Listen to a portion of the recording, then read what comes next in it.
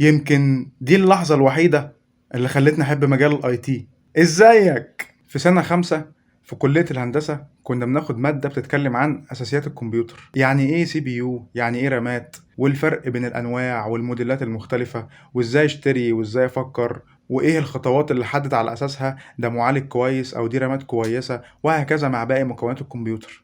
كنت شغوف جدا وكنت مستمتع جدا وانا بتعلم وبفهم في المجال ده اكتر واكتر. عدت الايام وبعدها بفتره واحد صاحبي كلمني وقال لي بما انك مهندس بقى وفاهم في الكمبيوتر وكده، تعالى معايا نروح نشتري جهاز كمبيوتر. ساعتها عملت فيها ابو العريف واجمد واحد في الدنيا، وقمت فاتح الورقه والقلم وقعدت اراجع واذاكر كل حاجه خدتها في الكليه ساعتها، وقلت بس انا لازم اعرف كل حاجه عن الكمبيوتر عشان صاحبي لما ننزل محدش يكسفنا، احنا مش عيال صغيره، احنا مهندسين برضه ولا ايه؟ ونزلت انا وصاحبي رحنا المحلات، وكنت مبهور من نفسي بصراحة. كنت مبسوط جدا وانا بتكلم مع الناس في المحلات وبعرف منهم وبناقشهم في التفاصيل، ونجيب رامات نوعها ايه، ونجيب سي بي يو نوعه ايه، وايه الفرق بين الكيسة دي والكيسة دي، وايه الفرق بين الشاشة دي والشاشة دي، وعمل نفسي جامد بقى مفيش مني اتنين.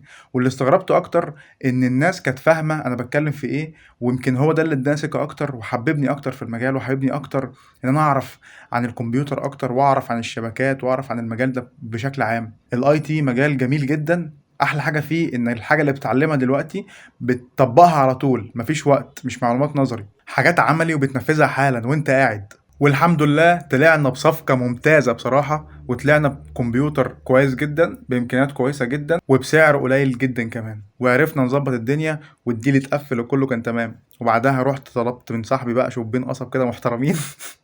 انا تعبت لازم اخد اي حاجه الله. ومن ساعتها وانا عندي شغف وحب وجوع كده غريب للمعلومات وللمجال ده بشكل عام، عايز اتعلم فيه اكتر وحبه اكتر وعايز ادوس فيه اكتر وعايز اكبر فيه اكتر، وكل يوم بتعلم اكتر واكتر الصراحه. وبما انك بتتفرج على الفيديو ده فانت اكيد بتحب مجال الاي تي.